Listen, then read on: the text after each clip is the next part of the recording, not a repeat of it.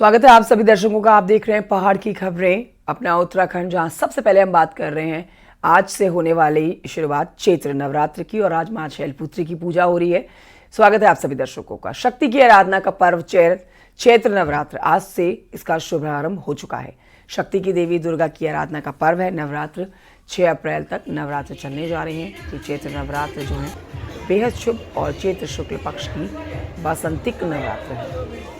नवरात्र के पहले दिन मां शैलपुत्री की आज उपासना हो रही है। हिंदू धर्म में नवरात्र का विशेष महत्व है। मां दुर्गा के 9 रूपों की 9 दिनों तक भक्ति भाव से पूजा होती है। माना जाता है कि जो भक्त मां की भक्ति और श्रद्धा से आराधना करते हैं उनके सभी कष्ट हर लेती है। मां मनोकामना पूरी करती है।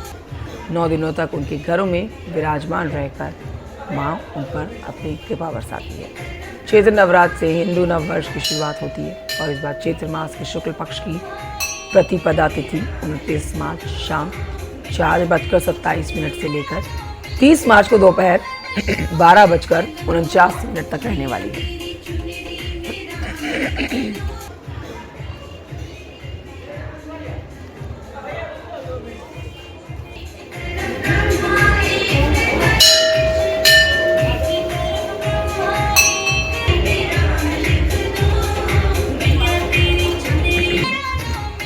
आइए आपको लिए चलते हैं हरिद्वार, जहां से पुलकित शुक्ला और जानकारी देने के लिए लाइव हमारे साथ मौजूद हैं।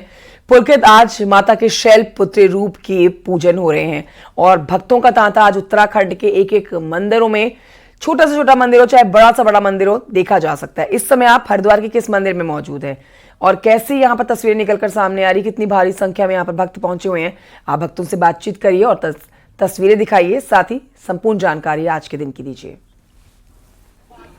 के हरिद्वार के माया देवी मंदिर में मैं इस वक्त मौजूद हूँ और हरिद्वार के माता के जितने भी मंदिर हैं सभी जगह पर भक्तों का तांता लगा हुआ है। माँ चंडी देवी का मंदिर की बात करें, मनसा देवी मंदिर की बात करें, माया देवी मंदिर के, सुरेश्वरी मंदिर के, जितने भी माता के यहाँ पर बड़े मंदिर है या जो स्थानीय कुछ छोटे मंदिर है, वहाँ पर सभी पर भक्तों के यहाँ पर तांता लगा हुआ है। सुबह 4 बजे से कमोबेश ये स्थिति नजर आ रही है क्योंकि नवरात्र आज से शुरू हो गए हैं, चैत्र नवरात्र, और बहुत ज्यादा महत्व नवरात्रों का माना जाता है माँ की आराधना के लिए।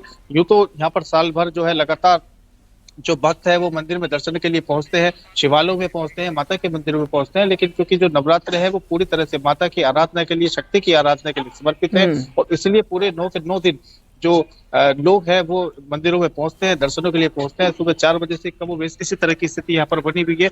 बहुत ज्यादा भीड़, बहुत ज्यादा जन सैलाब तो ऐसा नहीं कहेंगे कि यहाँ पर है, लेकिन लगातार तांता यहाँ पर लगा हुआ है। लोग यहाँ पर लगातार मंदिर में पहुंच रहे हैं और मंदिर में दर्शन करने के बाद यहाँ पर अपनी अपनी मनोकामना पूरी कर रहे हैं क्योंकि जो नवरात्रे होते हैं वो माता की आराधना के लिए, शक्ति की आराधना के लिए विशेष तौर पर समर्पित होते हैं। इसलिए एक विशेष तरह की दिनचर्या जो है लोग यहाँ पर अपनाते हैं। लोग घरों में सबसे पहले सुबह स्नान करते हैं, अपनी घट स्थापना करते हैं, घर में पूजा करते हैं, व्रत करते हैं और उसके बाद मंदिरों में भी दर्शन करने के लिए पहुंचते हैं। मंदिर की अगर बात करें तो माया देवी मंदिर हरिद्वार की अधिष्ठात्री देवी इस मंदिर को कहा जाता है और काफी पौराणिक ये मंदिर है। हरिद्वार का एक नाम मायापुरी भी है, इसलिए इस मंदिर के तौर पर ही उस हरिद्वार का ये एक नाम मायापुरी भी पड़ा है। और इस मंदिर को विशेष तौर पर नवरात्रों के लिए जो है विशेष तौर पर सजाया जाता है। सजावट भी हम मंदिर की तस्वीरों के जरिए दिखाना चाहेंगे कि किस तरह से यहाँ पर कितने फूलों से और लड़ियों से जो है इस मंदिर की कल शाम ही सजावट मंदिर की कर दी गई थी। माता की जो प्रतिमा है उसको भी विशेष तौर पर उसका श्रृंगार किया गया है, जिससे एक अलग ही रूप, एक अलग ही छटा यहाँ पर देखने के लिए मिल रही है। श्रद्धालुओं में उत्साह काफी नजर आ रहा है। लगातार यहाँ पर जो भक्त है वो पहुंच रहे हैं और माता के आपके आसपास काफी भक्त इस समय देखे जा सकते हैं। आप इनसे बातचीत कर सकते हैं, इनसे इनके मन के उत्साह को जान सकते हैं, क्योंकि देखिए 9 दिन तक पूरे श्रद्धा भाव के साथ ये भक्त जो हैं ये यूं ही पूजा अर्चना करेंगे। मंदिरों में भारी भीड़ रहेगी, देर समय तक अपनी बारी का इंतजार करेंगे भक्त। तो आप इनसे चर्चा कर सकते हैं, आज के दिन के लिए कितने उत्साहित हैं ये, इनसे पूछिए। श्रद्धालु यहाँ पर लगातार पहुंच रहे हैं। कुछ श्रद्धालु यहाँ पर मौजूद है, उनसे बात करने का हम प्रयास करेंगे किस तरह से यहाँ पर पहुंचे हुए हैं।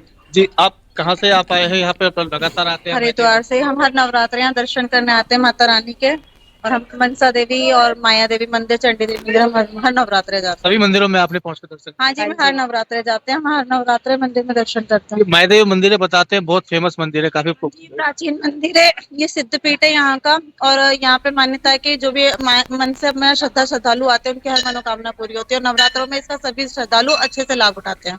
आप नवरात्रों में जैसे आज मंदिर में जा रहे हैं, कैसे विशेष तौर पर मंदिरों को सजाया गया है, कैसा आज देखने के लिए विशेष क्या लगता है? ये मतलब कि अब वही मंदिरों में नवरात्रों में ज्यादा सजावट होती है, तो इसीलिए श्रद्धालु मतलब भारी भीड़ में आके ना यहाँ पे वो करते हैं, अपना दर्शन किया जाता है यहाँ पे। ये कि मनसा देवी है, ये आपका काली मंदिर हुआ, दक्षेश्वरी काली और माया देवी की बहुत ज्यादा हुआ है यहाँ पे ना मान्यता है। नवरात्रों में विशेष क्या करते हैं, किस तरह से आपकी दिनचर्या हो जाती है, विशेष क्या करते हैं? विशेष हम लोग क्या करते हैं, हम लोग बस पूजा पाठ में ज्यादा व्रत करते हैं, फास्ट करते हैं, 9 के 9 व्रत रखते हैं पूरा ना, और सुबह अर्ली मॉर्निंग उठ के अपना बस पूजा पाठ में लग जाते हैं। मंदिरों में दर्शनों के लिए। हाँ जी, दर्शन के लिए सुबह अर्ली ठीक है। मॉर्निंग 5 बजे उठ के ठीक है, बिल्कुल, बहुत शुक्रिया आपका इस चर्चा के लिए और इस जानकारी के लिए। तो उत्तराखंड में आज मंदिर सज रखे हैं, माता के दर्शन करने के लिए भक्त पहुंचे हुए हैं। आज पहले स्वरूप मां शैलपुत्री की पूजा हो रही है। बढ़ते हैं आगे, कुछ और खबरें आप तक पहुंचाते हैं।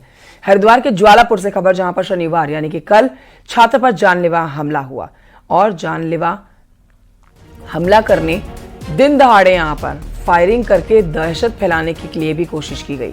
बदमाशों के साथ बहादुराबाद नहर पटरी पर देर रात पुलिस की मुठभेड़ भी हो गई। चेकिंग के दौरान जैसे ही कार सवार बदमाशों ने पुलिस पर फायरिंग की, उसके बाद पुलिस ने भी जवाबी फायरिंग कर डाली। बदमाश के पैर में गोली मारी गई है। पुलिस ने घायल बदमाश के साथ 2 और बदमाशों को पकड़ा है। एक बदमाश मौके का फायदा उठाकर फरार हो गया है।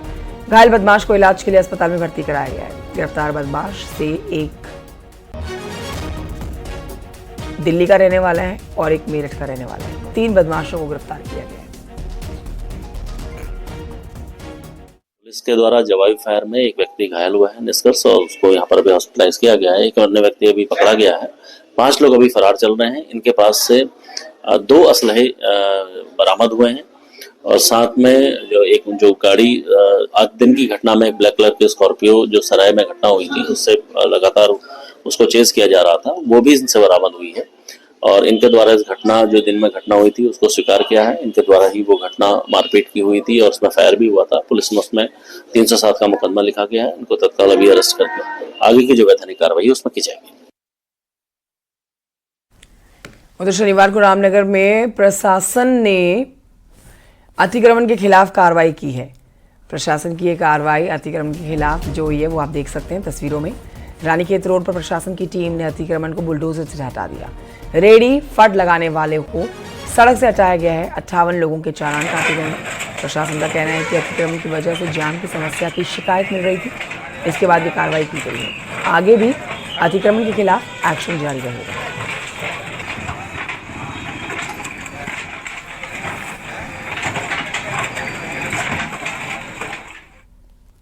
परंतु रानीखेत रोड में इतना ज़्यादा कंजेशन है कि ट्रैफिक प्रॉब्लम बहुत ज़्यादा है। जाम की लगातार शिकायतें प्राप्त हो रही है, जिसके दृष्टिगत इसमें जो वहाँ पर को अतिक्रमण लोगों के द्वारा किया गया उसको हटाया गया और लगातार इसमें कार्रवाई की जाएगी। उत्तराखंड में गर्मी बढ़ने के साथ ही जंगलों में आग की घटनाएं भी बढ़ने लगी हैं। लैंसडाउन वन प्रभाग की कोटद्वार रेंज में जंगल में आग लगने की घटना सामने आई है। वहीं सतपुली के जंगलों में जो आग लगी है उसकी तस्वीरें भी आपको दिखा रहे हैं। डीएफओ लैंसडाउन का कहना है कि पिछले 15 दिनों में जंगलों में लगी आग के 11 मामले सामने आ चुके हैं। सभी पर कंट्रोल कर लिया गया है। साथ ही जंगलों की आग से निपटने के लिए एक ऐप भी लॉन्च की गई है। फॉरेस्ट फायर की घटनाओं के बारे में जैसे आपने बताया बढ़ रही हैं। इसके लिए जो नया किया गया है, इस साल हमारे उत्तराखंड गवर्नमेंट ने forest fire monitoring app develop की है, जो हमारे सारे फील्ड कर्मचारियों के मोबाइल में इंस्टॉल्ड है। इससे ये फ़ायदा है कि जो भी अलर्ट्स होते हैं किसी भी फॉरेस्ट फायर के, वो तुरंत उस ऐप के माध्यम से हमारे सारे कर्मचारियों को रिसीव हो जाते हैं। 15 फरवरी से हमने जो फायर वॉचर्स रखे थे, इस टाइम पे लगभग 57 फायर वॉचर्स हमने तैनात कर रखे हैं। अब जैसे जैसे सीवियरिटी बढ़ती जाएगी फॉरेस्ट फायर की, हम उसी हिसाब से नंबर्स को और भी इंक्रीज करेंगे। उधर गर्मियों की शुरुआत के साथ ही उत्तराखंड के जंगल धधकना शुरू हो चुके हैं। वन विभाग का दावा है कि बीते सालों की अपेक्षा उनकी तैयारी इस साल ज्यादा दमदार रहेगी। मौसम विज्ञान केंद्र और सैटेलाइट डेटा के आधार पर आग पर समय रहते काबू पाया जा सकेगा।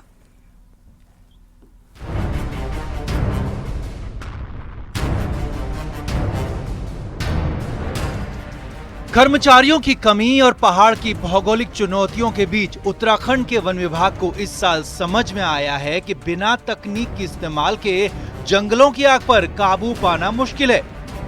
शनिवार को अधिकारियों ने दावा किया कि आग की घटनाओं पर जो डेटा हर साल उनको मिलता है वो अब रियल टाइम में मिला करेगा। मसलन सैटेलाइट की तस्वीरें 10 घंटों के बजाय 2 घंटों में मिल जाएंगी। इसके अलावा मौसम विभाग के साथ समझौते के तहत आग को लेकर पहले से ही कर्मचारी सतर्क हो पा रहे हैं। क्या जंगलों में आग लगने की घटनाएं इस साल अपेक्षाकृत ज्यादा होने का अंदाजा है? इसका क्या जवाब मिला, सुनिए। ये एक हमारा ट्रेडिशनल मैकेनिज्म होता था, फायर डेंजर रेटिंग सिस्टम। तो वो फॉर्मूले वगैरह जो होते थे वो भी हमने आईएमडी को दिए हैं कि कैसे वो उसको इंटीग्रेट कर सकते हैं, और हम एआई को भी यूज करेंगे डेफिनेटली। इस ईयर का समर पिछले समर से ज्यादा था, तो ये जो ग्लोबल वार्मिंग का फिनोमेना है उसका असर सीधा सीधा दिख रहा है हम लोग। और विभाग का कहना है कि करीब 10,500 कर्मचारी जंगलों में लगने वाली आग पर नजर रखेंगे। इसके अलावा टेक्नोलॉजी की मदद तो मिलेगी ही। आग के लिहाज से राज्य के 6 जिले, जिनमें नैनीताल, अल्मोड़ा, चंपावत, पौड़ी, टिहरी और उत्तरकाशी शामिल हैं, बहुत संवेदनशील हैं। फायर सीजन की शुरुआत से पहले जंगलों के आसपास फायरलाइन बनाने की कसरत होती है, लेकिन कड़े वन कानून की वजह से इस काम में दिक्कत आ रही थी। धनंजय मोहन का कहना है कि इस मामले में विभाग को सुप्रीम कोर्ट से राहत मिली है। 400 किलोमीटर की फायर लाइन में काम चल पड़ा है और ये बन जाएंगी, और अगले सालों में हमारा जितना बैकलॉग था 40 साल का, उसको हमारा प्रयास है कि अगले 2 साल में हम पूरा क्लियर करके फिर उसके बाद इन फायर लाइंस का मैनेजमेंट बहुत इजी हो जाएगा, और इस तरह से वो भी एक बहुत अपना योगदान दे पाएंगी आग के स्प्रेड को रोकने के लिए। पिछले अनुभवों को देखते हुए वन विभाग आग लगने की सूरत में हेलीकॉप्टरों के इस्तेमाल को फायदेमंद नहीं मान रहा है। दावा ये भी किया गया है कि देहरादून स्थित फॉरेस्ट रिसर्च इंस्टीट्यूट ने हाथ से आग बुझाने के लिए एक झाड़ू-नुमा यंत्र तैयार किया है, जो हल्का और सुविधाजनक होगा। न्यूज़ 18 के लिए देहरादून से अनुपम त्रिवेदी की रिपोर्ट।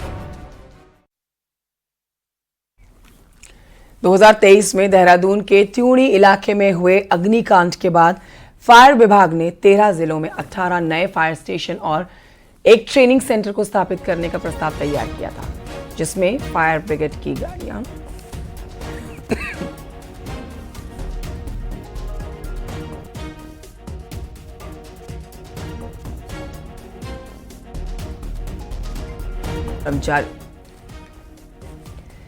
फायर ब्रिगेड की गाड़ियां और कर्मचारियों को भी मौजूद रहना था। 122 करोड़ रुपए की लागत से बनने वाले इन स्टेशनों के लिए विश्व बैंक से फंडिंग प्रस्तावित थी, लेकिन अब तक हरी झंडी नहीं मिली है।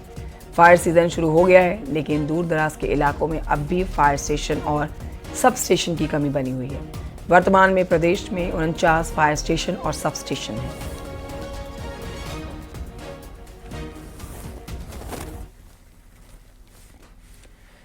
देहरादून में पेरेंट्स की तरफ से लगातार आ रही शिकायतों को देखते हुए शनिवार को जिला प्रशासन की 4 टीमों ने किताब की दुकानों पर छापेमारी की। यहां पर चेकिंग के दौरान पाया गया कि स्कूल की कई किताबें ज्यादा दामों पर बेची जा रही थी। कई दुकानदार जीएसटी चोरी भी कर रहे थे। इसके अलावा बिना बिल बुक की भी किताबें और नोटबुक भी दी जा रही थी। बिना बार कोडिंग वाली किताबों को जब्त करके प्रशासन की टीम ने कार्रवाई की है।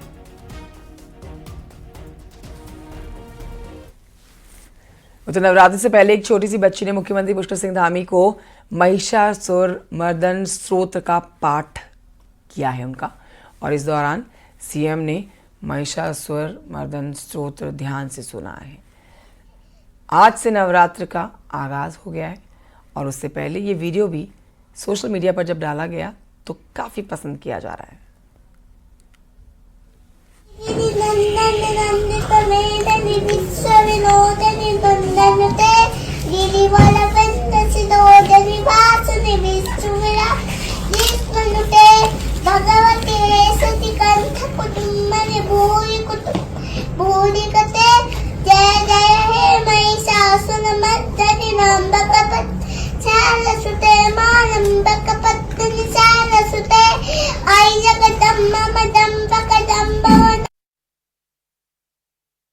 और अब आपको बताएं कि मुख्यमंत्री पुष्कर सिंह धामी का रुड़की का दौरा है। आज गंगा नहर पर आयोजित गंगा आरती का वो कार्यक्रम जो आज होने जा रहा है, उसका शुभारंभ करने जा रहे हैं। शाम 4 बजे रुड़की पहुंचेंगे सीएम धामी। पुलिस प्रशासन तैयारियों में जुटा हुआ है।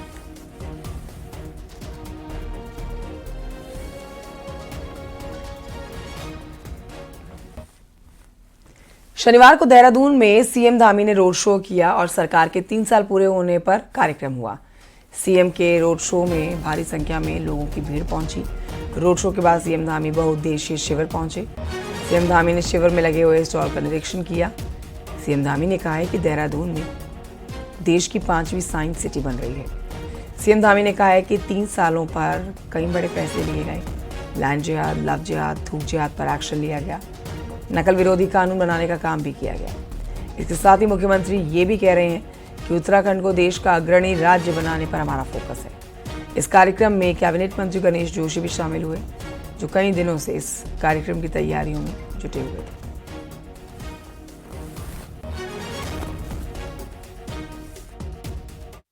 कानून बनाए हैं, चाहे वो नकल का कानून हो, चाहे पूरे देश में यूसीसी सबसे पहले लागू करना हो, धर्मांतरण का कानून हो, दंगा रोधी कानून बनाना हो, ऐसे सभी नवाचारों को या अभी सख्त भू सुधार की दिशा में भू कानून बनाना हो, तो ये सभी काम इन सालों में आगे बढ़े हैं। हमने एक अच्छी शुरुआत की है, अनेक चुनौतियों का सामना किया है।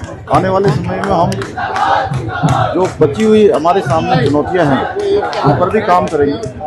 पूरे देश के अंदर हमारा राज्य श्रेष्ठ राज्य बने, आदर्श राज्य बने, उसके लिए निरंतर प्रयास करेंगे। उत्तराखंड के देवतुल्य नागरिकों ने जिस आशा अपेक्षा के साथ आदरणीय प्रधानमंत्री मोदी जी के नेतृत्व में भारतीय जनता पार्टी की सरकार बनाई थी, वो जो संकल्प पत्र और दृष्टि पत्र हमने जनता के सामने प्रस्तुत किया था, उसका 70% काम हम पूरा कर चुके हैं। 30% बचा हुआ काम भी आगे बढ़ेंगे।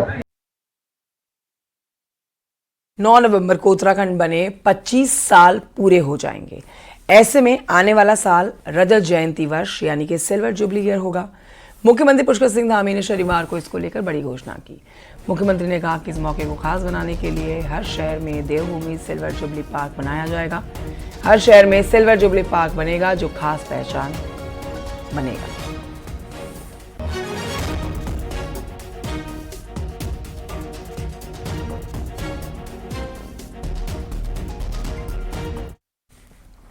उत्तराखंड में मदरसों पर कार्रवाई हो रही है। देवभूमि से लैंड जिहाद, लव जिहाद, थूक जिहाद खत्म करने का दावा किया जा रहा है और इसका वादा खुद मुख्यमंत्री कर चुके हैं।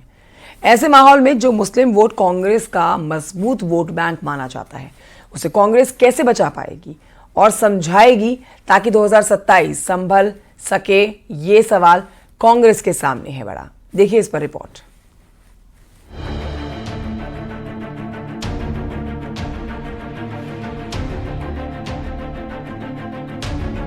उत्तराखंड से जिहाद का नामो निशान मिटाने की बात मुख्यमंत्री पुष्कर सिंह धामी लगातार कर रहे हैं, जबकि कांग्रेस नेताओं को जिहाद शब्द में सब कुछ सही लग रहा है। पिछले 3 साल में देवभूमि में बने माहौल ने कांग्रेस को परेशानी में डाल दिया है, तो 2027 के चुनाव से पहले कांग्रेस के लिए बड़ा मुश्किल सवाल खड़ा हो गया है। दरअसल कांग्रेस को मैदान में मुस्लिम वोट बैंक को साथ बनाए रखना है तो पहाड़ी जिलों में बीजेपी के हिंदुत्व के एजेंडे का तोड़ खोजना है। जहां 2022 के विधानसभा चुनाव में मुस्लिम यूनिवर्सिटी ने कांग्रेस का बड़ा नुकसान किया, ये बात खुद कांग्रेस नेताओं ने तब मानी भी। ऐसे में अब मुस्लिम वोट बैंक को कांग्रेस कैसे साथ ले पाएगी? ये लव जिहाद, थूक जिहाद जो ये बोल रहे हैं, वो इसीलिए बोल रहे हैं कि घबराए हुए हैं, और घबराई हुई पार्टी या घबराए हुए आदमी ही इस तरीके की चीजें करता है ताकि किसी तरीके से भी वो बच सके। और डोजर चलाना इन्होंने सिखाया है। ये उल्टी सुल्टी हरकतें करके देश को बांटने का काम ये कर रहे हैं, ये अन्याय कर रहे हैं, ये अपनी अपनी शपथ को ये भूल गए हैं। के साथ समाज का कोई भी वर्ग हो, किसी भी धर्म के लोग हो, किसी भी जाति के लोग हो, किसी भी भाषा को बोलने वाले लोग हो, अगर किसी भी व्यक्ति के साथ, किसी भी वर्ग के साथ, किसी भी समूह के साथ अगर सरकार या कोई उत्पीड़न करेगा, अत्याचार करेगा, अन्याय करेगा, तो उसको कांग्रेस बर्दाश्त नहीं करेगी, उसकी लड़ाई लड़ेगी। इसलिए यह कहना कि कांग्रेस किसी खास वोट बैंक के लिए या किसी खास वर्ग के लिए राजनीति करती है, बिल्कुल सर्वथा गलत। मैदानी जिलों में मदरसों पर कार्रवाई हुई तो हरिद्वार और उधम सिंह नगर के कांग्रेस विधायक परेशान हुए, पर देवभूमि में कांग्रेस पार्टी खुलकर इस वोट बैंक का समर्थन नहीं कर पा रही। यही कांग्रेस के सामने बड़ी मुश्किल है। कांग्रेस खुद को सबका बता रही है और सिर्फ मुस्लिम वोट कांग्रेस का है, इसे बीजेपी का झूठ बता रही है।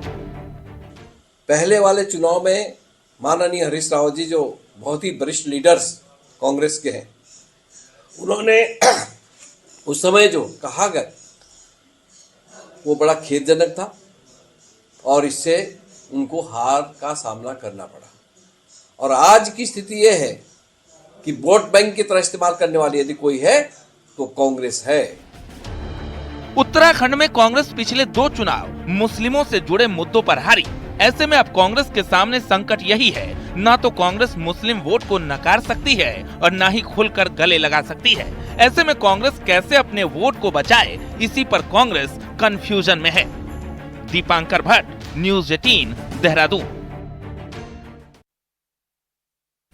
बीजेपी प्रवक्ता कमलेश रमन के खिलाफ कांग्रेस के कोतवाली में केस दर्ज करने की मांग की गई है और कांग्रेस ने इसके लिए बाकायदा पुलिस को शिकायत भी दी है। लिखित शिकायत कांग्रेस की तरफ से दी गई है। कांग्रेस ने बीजेपी प्रवक्ता कमलेश रमन पर कांग्रेस प्रदेश अध्यक्ष की छवि खराब करने का आरोप लगाया। सोशल मीडिया में करण माहरा को खास समुदाय की टोपी पहने दिखाया गया। करण माहरा की टोपी पहने हुए फोटो भी बीजेपी के प्रवक्ता ने शेयर किया था, जिस पर लिखा है कि क्या लव जिहाद, लैंड जिहाद, थूक जिहाद करने वालों को क्रांतिकारी मानती है कांग्रेस।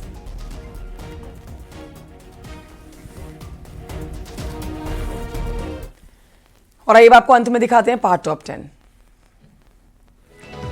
सहसपुर पुलिस ने एक शातिर चरस तस्कर को करीब 1.5 किलो चरस के साथ गिरफ्तार किया।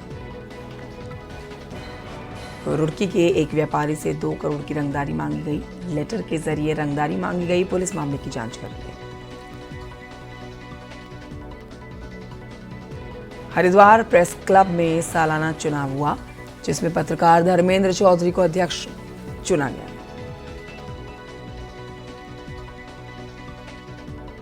देवबंद रुड़की रेल परियोजना का काम हुआ पूरा। रुड़की के देवबंद रुड़की पटरी पर हुआ ट्रायल रन।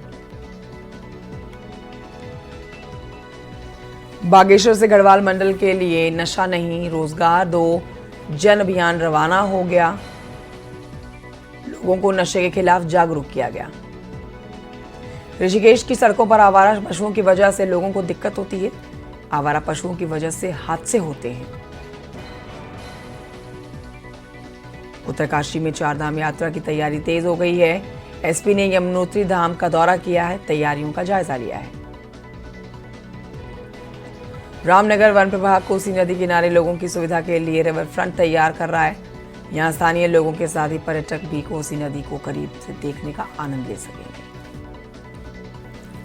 हल्द्वानी के बेस अस्पताल का कुमाऊं कमिश्नर दीपक रावत ने निरीक्षण किया। इस दौरान बच्चों के वार्ड में कॉकरोच चलते देखे गए। कमिश्नर ने नाराजगी दिखाई और अस्पताल मैनेजमेंट को प्रॉपर साफ सफाई करने के निर्देश दिए। और चमोली में प्रशासन की टीम ने लोगों की समस्या का समाधान किया है। पोखरी विकास खंड में बहुउद्देशीय शिविर आयोजित किया गया।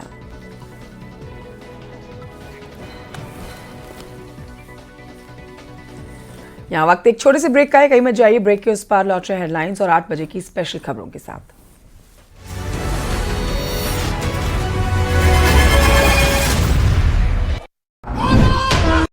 आप देख रहे हैं न्यूज़ 18 उत्तर प्रदेश उत्तराखंड।